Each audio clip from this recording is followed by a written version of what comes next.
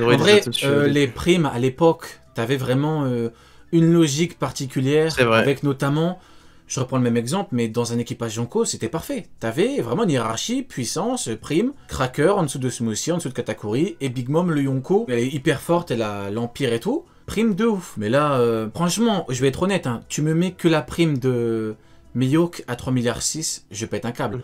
Mais tu me fous Crocodile à 2 milliards, tu me mets Bohancock à 1 milliard 7, Trafalgar Law 3 milliards. Enfin, au bout d'un moment, j'ai même pas envie d'analyser prime par prime. Trafalgar Law, il s'est chié dessus devant Big Mom, il a fallu kid. Je suis complètement Il y a quel d'accord. niveau là, Après, 3 bon, milliards. Et le pire, hein, c'est que Trafalgar Law, 3 milliards, c'était 1 milliard de plus que Barbe Noire et Yonko avec 2 fruits. Hein. C'était 1 milliard de plus. Donc je me dis au final, ouais. On se dit forcément que c'est pour la fameuse raison justement pour pas trop attirer l'attention, même si c'est un peu ridicule, sachant que on voit, il avait déjà le dit en fait, Luffy, on est déjà au courant en fait, de tellement de choses quoi, donc c'est un peu bête comme excuse, mais je pense. Mais après c'est pareil que c'est bête, mais c'est pareil que genre le royaume qui a disparu, on n'en parle plus, il a jamais existé. Ouf, genre, ouais, voilà. Genre, ils savent quand même, ils ont de la famille peut-être, il y avait des cartes quand même, les cartes tu les effaces pas. De ouf, ouais, tu vois. Excuse-moi, elle a dit on va effacer le truc, mais tout le monde s'en foutait avant. Personne n'a rien vu, ok? Il n'y a rien qui va changer parce que tout le monde s'en tape. Après, il faut être honnête, hein, là où l'auteur, je respectais énormément ce qu'il a fait, c'est qu'il a réussi à mettre les Shichibukai à fond en valeur sans les faire combattre. Ça, c'est hallucinant. Tout le monde a pété les plombs pour Crocodile, Baggy, Mihawk, Hancock. Bon, Hancock, elle a fait le truc avec son fruit. Au final, tout le monde s'en fout parce que tout le monde a vu que Devon et Vasco Shot n'avaient rien à foutre. Ils étaient là en mode, ils étaient là pour regarder. Hein. Mais en vrai de vrai, pour Mihawk, il a même pas eu besoin de faire combattre Mihawk ou Crocodile. Il a juste fait des primes. Pour moi, c'était vraiment le seul moyen. Pour moi, pour faire péter les plombs à tout le monde pour les Shichibukai, t'as quoi? T'as deux moyens en fait. T'as combat ou prime. Il a pris les primes. Parce qu'en vrai de vrai, en fait, il aurait quoi comme prime, t'imagines? Ben oui, mais les primes, c'est ambigu. Et là, l'auteur, il kiffe l'ambiguïté en général. Mais un combat, c'est pas ambigu, un combat dans des conditions normales. Tu mets Mihawk, tu le mets devant un amiral, Kizaru comme Rayleigh. Kizaru, il dit, ah merde, t'es Mihawk, t'es le meilleur épéiste au monde, je ne peux pas te gérer seul, j'ai besoin d'un plan. Pour moi, c'est comme pour Rayleigh, c'est bon, t'as plus besoin de parler. Il dit clairement, je peux pas te battre. Tu vas pas discuter, tu veux débattre de quoi? Il a dit je peux pas te battre. Mais une prime, c'est tellement ambigu, surtout qu'un Crocodile a 2 milliards. L'auteur est trop fort. Tu sais que les combats c'est pour les scénarios aussi, tu vois. C'est comme les gens qui comprennent pas pourquoi Roger se bat, en tout cas dans les flashbacks, uniquement avec son épée. Ben, en fait, c'est clairement pour pas nous montrer ses pouvoirs en fait. C'est pareil pour ou Kaido Oden, Kaido plateforme hybride, ouais, exactement. Exactement, mais même Shanks, tu vois, tu le vois uniquement avec son épée parce qu'on l'a pas encore vu justement combattre à 100%, tu vois. Ouais, genre, mais il faut faire semblant. Oui, mais tu comprends, pour mettre Mihawk au-dessus de Shanks, faut faire semblant, bien évidemment. Donc. Shanks ne combat qu'à l'épée, même s'il n'a pas eu besoin de son épée pour battre Rokugo. Faut faire semblant jusqu'au bout, parce que sinon c'est pas drôle. Mais du coup, ouais... Même la preuve que les primes, c'est plus si important que ça, c'est qu'on voit pas forcément... On avait la traditionnelle tournée des différents personnages qui admirent la prime de Luffy et qui admirent son évolution. Et là, bah en fait, t'as rien, tu vois. Genre. Mais oui, mais Luffy, 1,5 milliard, il a battu 2 commandants. Tu pétais un plan à l'époque. Tu disais pourquoi 1,5 milliard parce qu'il a battu 2. En fait, il y avait une certaine logique. 1,5 milliard, il a battu 2 commandants, pas 1 mais 2. 800 millions, 1 milliard.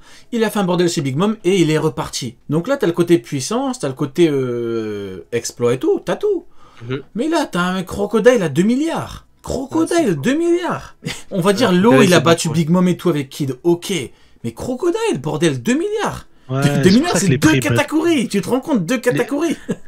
Les primes maintenant ça veut plus dire c'est spécial. Et encore une fois là, moi je dis toujours, on rentre dans une ère de bataille où du coup tout est du non-sens, tu vois, tout part en sucette. Il y a plus de statu quo, il y a rien, c'est la guerre. Donc là les primes pour moi elles veulent plus rien dire réellement, tu vois, c'est plus. Et pour Luffy il fallait trouver une astuce qu'Oda a choisi, c'est en mode caché Joy Boy tout ça. Mais l'astuce c'était que t'imagines s'il avait eu une prime, je sais pas, si vraiment Joy Boy est annoncé, il a une prime de 5-6 milliards. Pourquoi après tu vas dire il affronte un mec qui a une prime de 3 milliards 900.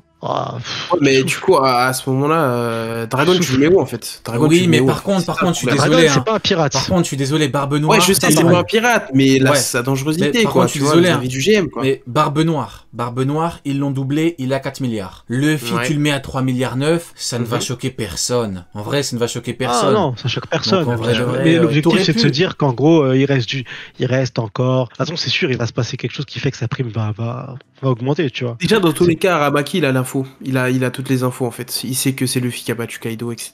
Donc, derrière, tu sais que... En vrai, Aramaki, il est venu pour... il est venu pour se dire, pour avoir l'info que Yamato est puissante et qu'elle est là, en fait. Et qu'il y a des... Aramaki, c'est le drone dans Call of Duty, en fait. Aramaki, c'est le drone dans Call of Duty. Tu sais que tu le lances, il va se faire détruire, mais voilà, il va te ramener des infos. Il a des infos. Non, je te promets, Aramaki, il est venu pour, 1, se faire humilier, et 2... dire à Kainu, c'est chaud, si on part, faut venir à plusieurs. Il est venu pour ça en fait. Hein, dinguerie. Par contre, l'auteur il nous a mis bien. Haki des rois Shanks. Il a humilié un mec. On nous disait que ce mec-là avait le niveau Yonko. Hein. Dinguerie. Ouais, dinguerie. Et on nous disait quoi? On nous disait oui, mais vous comprenez pas, c'est une attaque surprise. Oui, non, mais c'est une attaque surprise. C'est du Haki des rois. Même s'il est devant lui, il va faire pareil. Tu veux qu'il fasse quoi?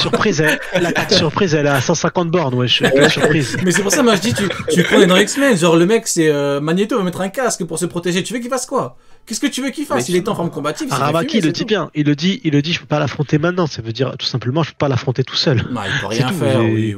C'est dit là, il faut que je rajoute. Le mec, il voulait fumer toute une alliance, mais il a dit non, Shanks, non. Bon, bref.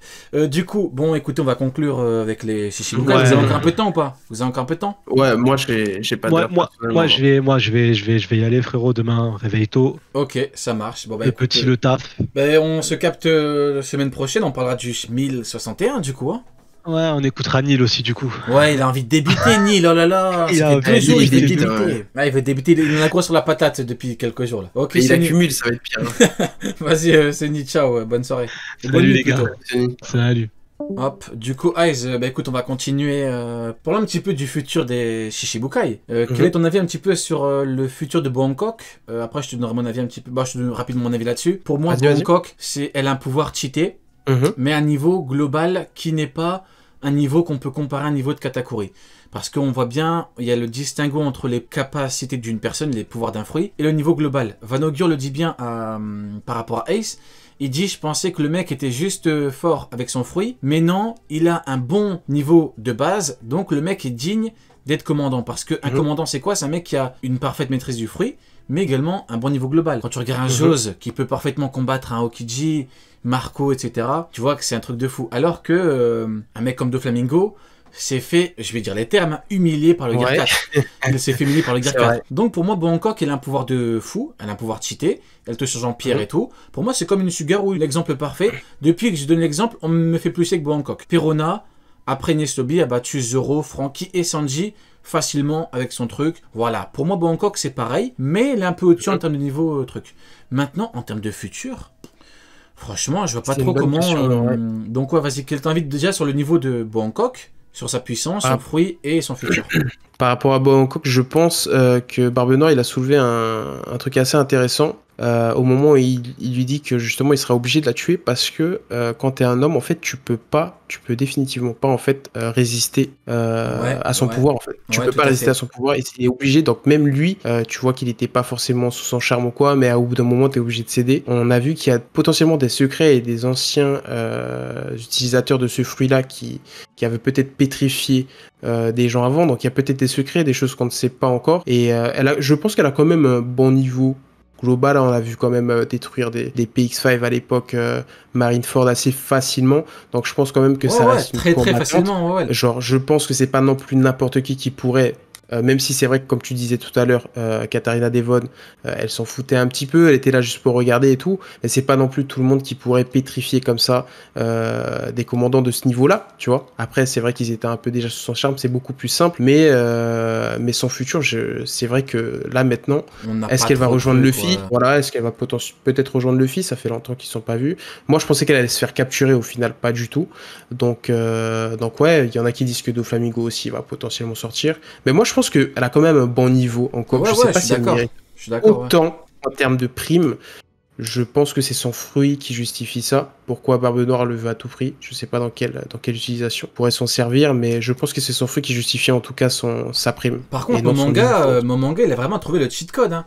Parce que je suis désolé, mais tu mets par exemple un Marco, un Katakuri, un King, qui est devant Hancock. Si le mec a le cheat code, il se plante, ça marche pas.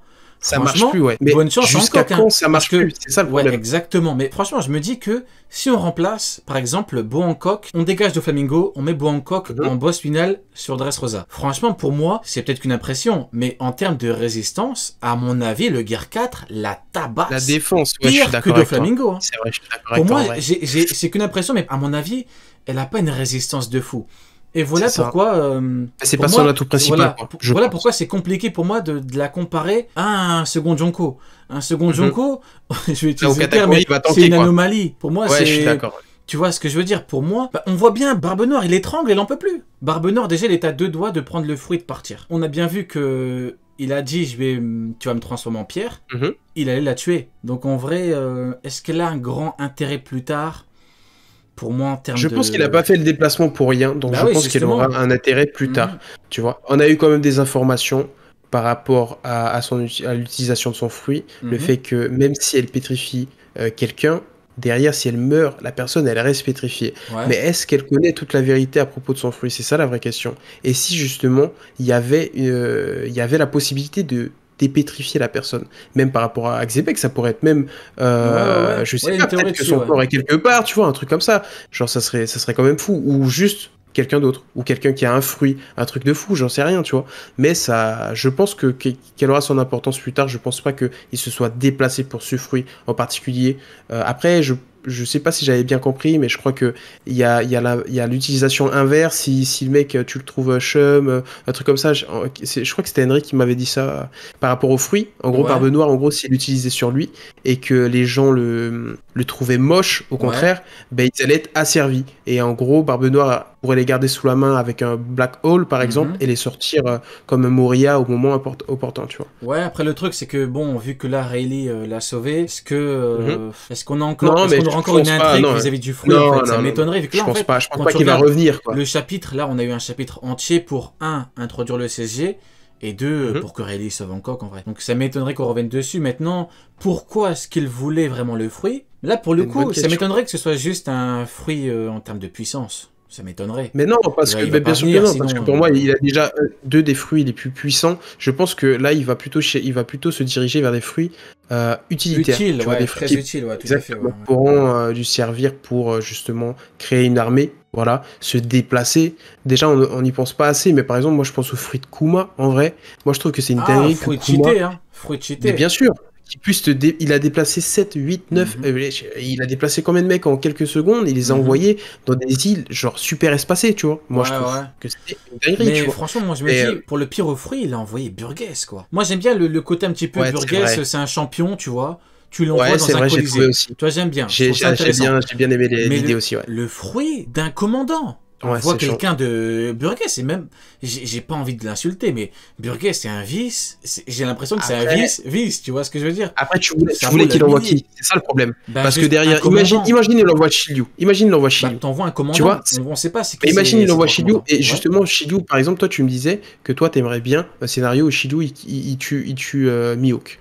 Donc, tu sais que déjà, ça pourra pas arriver maintenant. Après, pas forcément. Je te donne juste un exemple, tu vois, genre dans ce monde où ça veut dire que déjà, il faut conserver Shiryu pour ce moment précis. Donc, Shiryu, il reste dans l'ombre pour l'instant. Il envoie Burgess pour que derrière, il y ait un niveau à peu près similaire avec Luffy, que ça se tape, que derrière, l'apparition de Sabo et qu'il puisse rivaliser avec un mec comme Burgess, tu vois. Sans que ça soit choquant, tu vois, parce que Burgess, c'est pas non plus le mec le plus cheaté, tu vois, et que ça puisse se taper. Donc, s'il envoie directement un commandant, sachant qu'à ce moment-là, on n'avait pas le niveau vraiment d'un commandant, tu vois, genre à pleine puissance. En fait, si t'envoies un commandant, t'aurais dû tourner le truc différemment par rapport à Sabo. Sabo n'aurait pas pu le fumer. Bien sûr. Maintenant, si vraiment tu veux rester dans la cohérence du truc, quand tu te dis que il a envoyé Burgess pour le fruit, que là il est parti lui-même pour Bo Hancock, si vraiment tu veux rester dans la cohérence sans parler du scénario, hein, je te parle vraiment dans le sens où tu parles pas de Sabo, tu parles pas du fait que Burgess a dû se faire fumer justement pour les révos, pour qu'il trouve Balchigo et tout. Tu vois ce que je veux dire? Donc là, t'as un intérêt scénaristique, mais si vraiment tu veux rester dans le truc hors scénario, tu dis peut-être que le fruit d'Hancock il est hyper important pour quelque chose de fou. C'est sûr. Après, est-ce que Barbe Noire pouvait prévoir les Séraphins? Est-ce que Barbe Noire pouvait prévoir également non, il était très surpris. C'est ça. Et justement, est-ce qu'on n'en voit pas un mec comme Barbe Noire, une prime 4 milliards, 2 fruits surcheatés, heureusement qu'il a envoyé un commandant. La puissance. Mais c'est sûr. Mais il allait se faire fumer. Il allait arriver après, il y avait la marine. Après, il y avait l'excuse il y avait la marine, donc potentiellement un amiral.